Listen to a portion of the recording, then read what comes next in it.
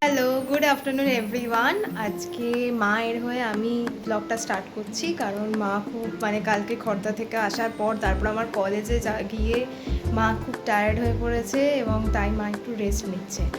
আর সেই সুযোগটা নিয়ে আমি এখন রান্না করব, সেটা হচ্ছে মায়ের ফেভারিট পনির স্প্রিং রোল, যেটা রাইস পেপার দিয়ে আমরা বানাই।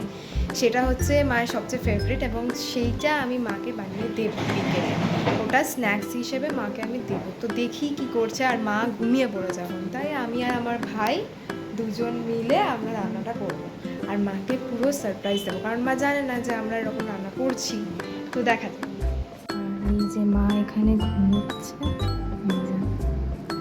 এখানে মা ঘুমিয়ে পড়েছে, সেই সুযোগটা নিয়ে আসতে। চলো আমার সাথে রেসিপিটা দেখে নাও, কি করে কি বানাচ্ছি, আমিও তোমাদের রেসিপিটা শেয়ার করছি। চলো। তো এই যে দেখো, এখানে আমি পনিরটা কাট করে নিচ্ছি, কারণ এটা বানাবো হচ্ছে পনির স্প্রিং রোল। সো পনির ছাড়া তো হবে না, তাই পনিরটা কাট করে নিচ্ছি। আর তারপর আমি যে যে ভেজিটেবলসগুলো কাট করবো সেগুলো দেখো। তো এবার এই পনিরটার মধ্যে দিচ্ছি হচ্ছে রেড চিলি পাউডার দেবো, কারণ এটা একটু চাইনিজ টাইপের, তো তাই জন্য ভেজে নিলে না খুব ভালো হবে। হালকা যদি স্টির ফ্রাই মতো করে নেওয়া যায় খুব ভালো হবে। তাই জন্য একটু red chilli powder, just for colour. তারপর একটু টার্মারিক পাউডার, জাস্ট একটা পিঞ্চ, বেশি দেবো না, জাস্ট ব্যালেন্স করার জন্য কালারটা। আর এরপর দেবো হচ্ছে কর্নফ্লাওয়ার, কারণ অবভিয়াসলি এটা ফ্রাই করবো, তাই জন্য কর্নফ্লাওয়ার না দিলে ভালো লাগবে না। একটা কোটিং টাইপের হলে, এমনিতে তো স্প্রিং রোল, তাই জন্য একটা কোটিং মতো করলে ভালো হবে।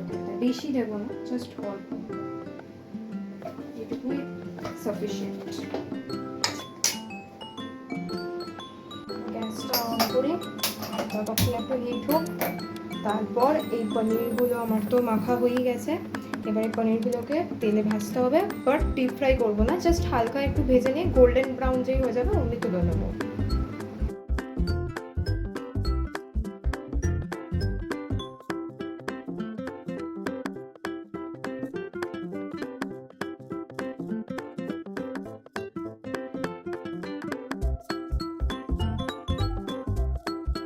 পনিরগুলোকে জলে রেখে দিয়েছি। এতে কি হয়, পনিরটা যে ভাজা হয়ে গেল, এটা যদি আমি জলে রেখে দিই, যে সফট যে টেক্সচারটা পনিরের অ্যান্ড যে জুসি যে ভাবটা থাকে সেটা ইনট্যাক্ট থাকে ভাজার পর।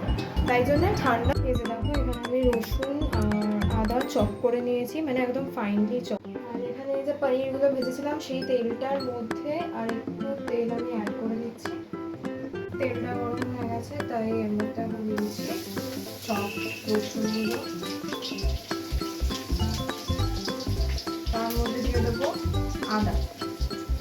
এগুলো চপ দিলে কি হয়, পেস্টও অনেকে দেয়, চপ দিলে কি হয় ফ্লেভারটা আরও ভালো আসে, কারণ চাইনিজ খাবার তো, তাই জন্য চপ রসুন আর চপ কালিটা দিলে সেই ফ্লেভারটা বেশি ভালো আসে দেন পেস্ট। ততক্ষণ ওইদিকে পেঁয়াজটা হচ্ছে, ততক্ষণ একটা সস বানিয়ে নিই। সেটা হচ্ছে প্রথমে দেবো tomato ketchup. Tomato ketchup 2 table spoon approx, যতটা পেঁয়াজ বা পনির আছে সেরকম অনুযায়ী দেবে। তারপর দেবো শেজওয়ান চাটনি। শেজওয়ান চাটনিটা বেশি দেবো না, কারণ বেশি দিলে না ঝাল হয়ে যায়, আর আমরা অত ঝাল খাই না, তাই জন্য অল্প দেবো, জাস্ট ফ্লেভারটার জন্য।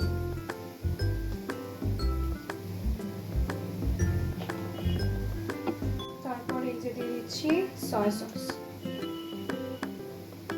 চাইনিজ রান্নাতে সয়া সসটা ইনকমপ্লিট, একটু চাইনিজ রান্নাটা একটু চিলি ফ্লেক্সও দিয়ে দিলাম। এবার এই যে পেস্টটাকে ভালো করে মিক্স করে নেবো। এবার এই যে এটা আমি মিক্স করে নিয়েছি, তাই এবার এর মধ্যে দিয়ে দেবো পনিরগুলো। এই যে জলে ডুবিয়ে রেখেছিলাম যে পনিরটা, এখান থেকে এরকমভাবে নিয়ে ভালো করে জলটা করে তারপর দিয়ে দেবো। জল শুধু দেবো না, এটা যদি গ্রেভি চাই, চিলি পনির টাইপের, তখন এর মধ্যে দিয়ে দিচ্ছি ব্ল্যাক পেপার পাউডার। এই যে ব্ল্যাক পেপার পাউডার বেশি দেবো না। এবার নুন দিয়ে দেবো যতটা লাগবে। এবার ব্যালেন্স করার জন্য, টেস্টটা ব্যালেন্স করার জন্য অল্প একটুখানি চিনি, জাস্ট টেস্টটা ব্যালেন্স করার জন্য।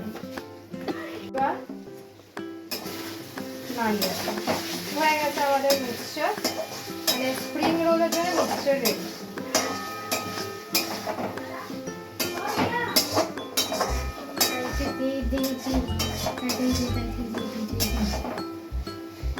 আমাদের স্প্রিং রোলের জন্য মিক্সচার একদমই রেডি। আমাদের বিল্ডিংয়ের সামনেই আর একটা বিল্ডিং হয়েছে, দেখো কত তাড়াতাড়ি বিল্ডিংটা উঠে গেল। এই সেদিন তৈরি হচ্ছিল, দেখো রং টং করে একদম তৈরি।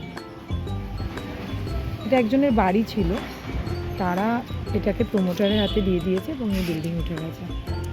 কি তাড়াতাড়ি এখন বিল্ডিংগুলো উঠে যায় বলো, দেখতে দেখতে।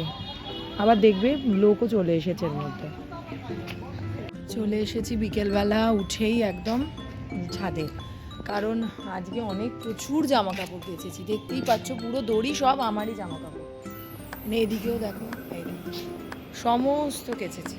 মানে কোনো জায়গা থেকে এলে এত বেশি জামা কাপড়ে যায়, নিয়ে যাই যখন তখন খুব ভালো লাগে। বক্স মানে সুটকেস খুলেই ফটাফট ঢোকাতে থাকি, আর ভাবি মনে হয় যে এটা নিয়ে যাই, ওটা নিয়ে যাই, সেটা নিয়ে যাই। এবার যখন ফিরি না তখন সেগুলোকে তুলতে এত মানে কষ্ট হয়, তখন ভাবি যে কেন নিয়ে গেছিলাম এগুলো আমি। তো যাই হোক, এত কাচাকুচি হয়ে গেছে সেগুলো। মানে কালকে কিছু কেচেছিলাম কিন্তু সেগুলো শুকোতে দিতে পারিনি, কারণ প্রচণ্ড বৃষ্টি হয়েছে কালকে সারা দিন ধরে, তা রোদের মুখ তো দেখা যায়নি। তো তার জন্য আজকে সেগুলো কিছু স্যাঁতস্যাঁতে ভাব ছিল, ওগুলো একটু রোদ্দুরে না দিলে হয় না, সেগুলোও রোদ্দুরে দিয়েছি। প্লাস চাদর টাদর, মানে কোনো জায়গা থেকে এসে না আমি ওই বিছানায় একদম শুতে পারি না। তো এই চা নিয়ে চলে এসেছি, যে ব্ল্যাক টি করে চলে এসেছি। আর আমাকে রান্নাঘর থেকে রীতিমতো ভাগিয়ে দিল, মানে বললো যে যাও যাও, তোমাকে দেখতে হবে না কি করছি। আমার মনে হয় দুপুর থেকেও কিছু একটা করছে কিন্তু আমাকে দেখাচ্ছে না। তো রীতিমতো ভাগিয়ে দিল আমাকে, বললো যাও গিয়ে তুমি ঘরে গিয়ে বসো, তোমার জন্য একটা সারপ্রাইজ আছে। তো কী সারপ্রাইজ আছে সেটা বুঝতে পারছি না এখনো পর্যন্ত। ও রান্নাঘরেতেই এখনো আছে, আর আমি চা করে নিয়ে এসেছি সবে। আসুক তারপর তোমাদের সাথে শেয়ার করছি কি আছে। তোমার জন্য তোমার ফেভারিট পনির রাইস পেপার রোল। তোমাদের খেয়ে বলি কেমন হয়েছে।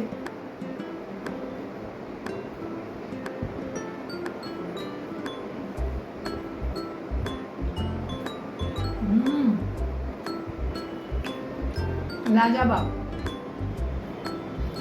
এই রেসিপি যদি পেতে চাও, আমার মেয়েই বানিয়েছে। এই রেসিপি পেতে চাইলে চ্যানেলটা কিন্তু অবশ্যই সাবস্ক্রাইব করতে হবে। আর এবার করেই ফেলো চ্যানেলটা সাবস্ক্রাইব। এত সুন্দর সুন্দর রান্নার রেসিপি দিচ্ছি, বলো সাবস্ক্রাইব তো বানতে হয়, তো করে ফেলো। আর মানে দারুণ খেতে, অবশ্যই কিন্তু ঘরে বানিয়ে খেও। দারুণ করেছে, আর পনিরের স্টাফিংটা যা করেছে না, অসাম দারুণ। Thank you.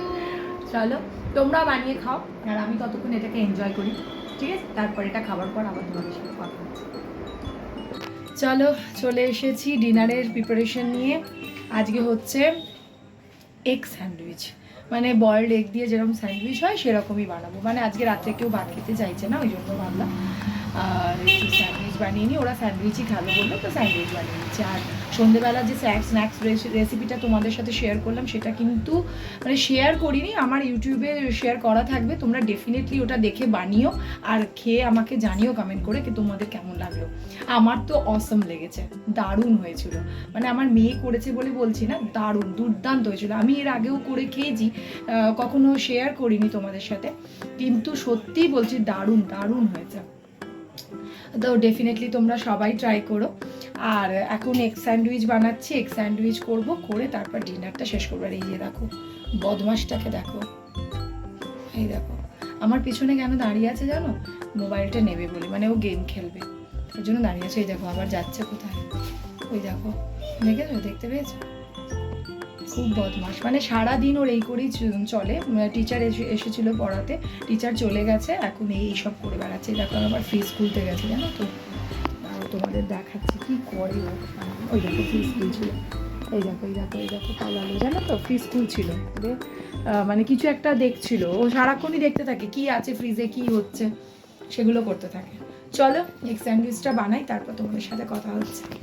ওদের বলছিলাম না যে আমার অবস্থাটা দেখো, এই দেখো এখনো পর্যন্ত লাট লাট জামা কাপড়, এই দেখো খুলে দেখাই তোমাদের, এই দেখো এইদিকে কিছু জামা কাপড়, এইদিকে কিছু জামা কাপড়, কিচ্ছু হয়নি, মানে কিচ্ছু আমি সেভাবে গোছাতেই পারিনি। এই বাক্স শুদ্ধ এরকম বন্ধ রয়েছে, এখানে সমস্ত যত মানে সাজার জিনিস সমস্ত নিয়ে গেছিলাম, কসমেটিক্সগুলো সমস্ত এখানেই পড়ে রয়েছে। আর এখানে দেখো কাঁড়ি কাঁড়ি জামা কাপড় আজকে কাঁচা হয়েছে, সেগুলো সমস্ত এখানে পড়ে রয়েছে, কাল ভাঁজ হয়ে তোলা হবে। আমার কম্পিউটার ব্যাগও এখানে পড়ে রয়েছে, মানে সাংঘাতিক। মানে ঘরের অবস্থাটা যদি তোমাদের দেখাই না, মানে তুমি ভাববে যে কি হয়েছে, মানে এতদিন ছিলাম না না, তো তার রেস্ট তো হবেই। এবার এগুলো তুলে উঠবো, আস্তে আস্তে সমস্ত কিছু প্যাচ আপ করবো। দেখো আজকে রাত্রে ডিনার আমাদের এগ স্যান্ডউইচ, একদম সুন্দর করে এগ দিয়ে বানিয়েছি, দুর্দান্ত হয়েছে। এদিকে ছেলে মেয়েরা সব খাচ্ছে, এই যে সব খাচ্ছে, আর আমারও এদিকে খাওয়া হবে। চলো আজকে তার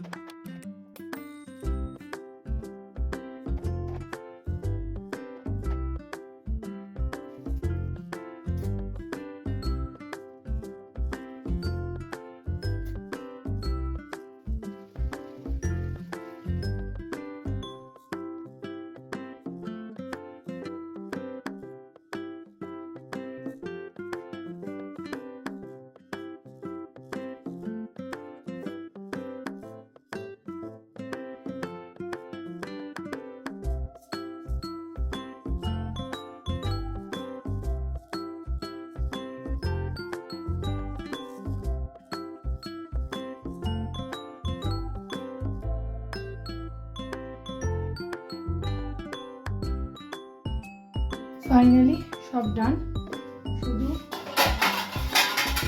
কড়াটা একটা ঢাকা দেবো, কারণ কাল সকালে রান্না করবো, তো তাই জন্য কড়াটা একটু ধুয়ে রাখলাম, কারণ একটা কড়া নেমে গেছে অলরেডি, ওটা কাজের বউ এসে ধোবে, যে কাজের দিদি আছে আমার সে ধোবে। আর এই যে ফাইনালি আমার ভেজে এই যে চায়ের বাসন, এদিকে চায়ের জন্য কালকে সমস্ত প্রিপেয়ার করে রেখেছি। কাল সকালবেলা উঠে আমার একদম নিট অ্যান্ড ক্লিন রান্নাঘর ভালো লাগে।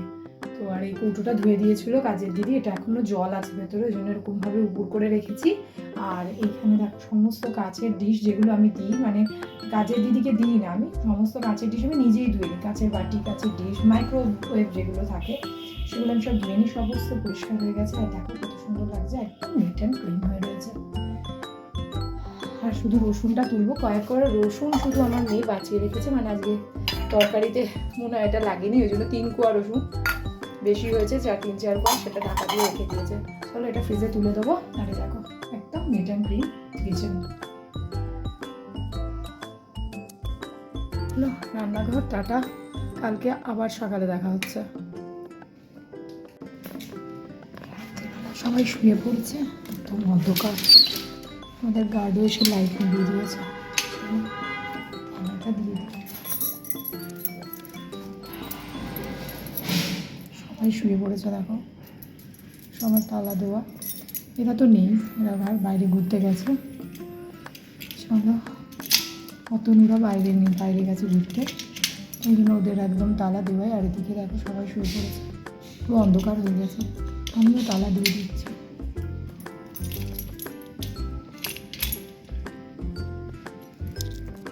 চলো আমার পুরো ডিনার ফিনার কমপ্লিট করে দেখলে রান্নাঘর পরিষ্কার করে গেটে তালা দিয়ে চলে এসেছি শুতে, কারণ বাইরে আর টেকা যাচ্ছে না, প্রচণ্ড গরম, কলকাতার গরম এখন ভ্যাপসানো গরম। তো ভাবলাম যাই, আজকে তো সেইভাবে ব্লগটা কিছু শ্যুট করা হয়নি, শুধু মেয়ের একটা ভালো রেসিপি তোমাদের সাথে শেয়ার করেছি, আর আমার ডিনারটা, আর তো কিছু হয়নি সেরকম। তাই ভাবলাম যে এই ব্লগটা কন্টিনিউ হবে কালকে। তো ভাবলাম যে প্রত্যেক দিনই তো ব্লগে কিছু না কিছু কাজ আর এগুলো দেখাতে থাকি, তো আজকে একটু তোমাদের সাথে গল্প করি। অন্ততপক্ষে যেটা গেছি, মানে যে বিয়েবাড়িতে গেলাম এতদিন ধরে এনজয় করে এলাম, সেটার ব্লগ তো তোমরা পাচ্ছ, তো আমি ভাবলাম তার এক্সপিরিয়েন্সটা তোমাদের সাথে একটু শেয়ার করি। মানে দারুণ মজা করেছি। আর বিশ্বাস করো মানে ভাইয়ের বিয়ে এত বছর বাদে আমাদের বাড়িতে লেগেছে, তো আমরা চুটিয়ে মজা করেছি, মানে পুরো এনজয়টা মনে ওই সময় করে নিয়েছি আমরা, এরকম ব্যাপার। ভাই বোনেরা একসাথে মজা, হই হট্টগোল, আনন্দ সমস্ত হয়েছে। বাবার মামার বাড়ির লোকেরা সবাই এসছিল, তো তাদের সাথে দেখা সাক্ষাৎ, মানে দারুণ একটা ব্যাপার, জমজমাট একবারে। সেটা তো তোমরা ব্লগের মাধ্যমে দেখতেই পাচ্ছ। আর সব থেকে বড় কথা জানো তো, আমার যে জিনিসটা তোমাদের সাথে আমি শেয়ার করতে চাইছি সেটা হলো যে আমি যে মেসাপ বা যে দুর্ঘটনার মধ্যে দিয়ে গেছি, তো সেক্ষেত্রে মানে আমি ভীষণভাবে লাকি যে আমি আমার এরকম ভাগ্য যে আমি আমার বাবা মাকে এরকম ভাগ্যভাবে পেয়েছি, আমার মাসি পিসিরা এত ভালো যে আমি ভাগ্য করে এরকম পেয়েছি। কারণ প্রত্যেকটা অনেকের বাড়িতে দেখি যে এই জিনিসগুলো হলে তারা বলে যে ওই কাজটা করবি না, ওইখানে যাবি না, ওইটা করলে কি হয়ে যাবে, এগুলো করিস না, যাস না, এরকম অনেক জায়গায় অনেক পাবন্দি অনেক কিছু থাকে। কিন্তু বিশ্বাস করো আমার বাড়ি ওদিক থেকে প্রচণ্ড অ্যাডভান্স, ওরা প্রত্যেকে আমাকে এনকারেজ করে যে না তুই এদিকে কর, মানে ওই ওই ব্যাপারটা আমাকে ফিলটা হতেই দেয়নি, মানে কোনো বলেইনি কিছু যে তুই এটা করিস না বা ওর দিকে যাস না। মানে এইটা আমি পুরোপুরি মানে very much lucky for that যে আমি এই জিনিসগুলো পাইনি, মানে এই জায়গাগুলো মানে আমার কাছে মানে অজানাই রয়ে গেল, মানে আমি সেইভাবে কোনোদিনভাবে ফিল করিনি সেই জিনিসটা ওই দিনগুলোর মধ্যে। তো খুব এনজয় করেছি। আর বিশ্বাস করো আমি এইটুকুন মানি যে আমার বাবা সবসময় আমাকে যে কথাটা বলে যে দেখো যার যতটুকুন কর্ম সে ততটুকুন করে চলে গেছে, এবার বাকি কর্মটা তোমাকে করতে হবে, তোমার বাচ্চাদের নিয়ে তোমাকে এগিয়ে যেতে হবে। আর আমি কি ভাবি জানো তো, ওই মুখ গোমরা করে ঘরে বসে থাকলে আমার জীবনটা তো সে ওইভাবে কেটেই যাবে, কারুর কিছু এসে যাবে না, কেউ কিছু বলবে না, আরও লোকে সেইটা মজাটা লুটবে, আর কিছু না। কিন্তু আমার কাছে জীবন মানে এটা যে ভগবান বলে অনেক করে মানুষ জন্ম পাওয়া যায়, তো ভগবান যে কর্মটা আমাকে করতে পাঠিয়েছে, আমাকে জন্ম দিয়েছেন কর্ম করার জন্য। আর জীবনের প্রত্যেকটা মুহূর্ত, যেমন আমি সুখের মুহূর্তগুলো এনজয় করব, দুঃখের মুহূর্তগুলোও আমি কাটিয়ে এসেছি। এইবার আমি চাইবো যে আমার যে ফিউচার, মানে আমি যে দিনগুলো আমার কাছে আসতে চলেছে সেগুলো আমি আমার ছেলে মেয়ে নিয়ে মজা করে আমি কাটাই।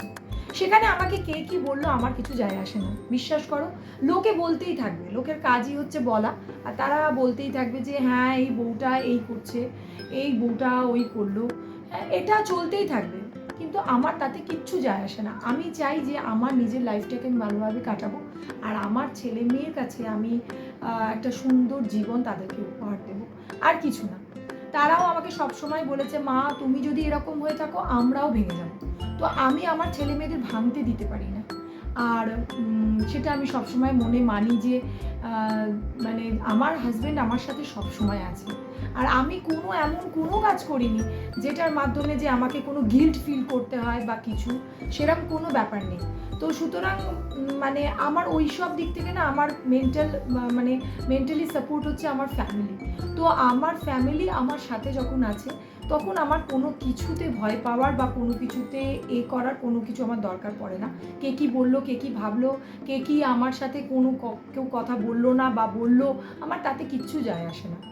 আমি শুধু আমার লাইফটাকে এনজয় করতে চাই, আর এইভাবে হাসি মজা করে দিনগুলো কাটাতে চাই।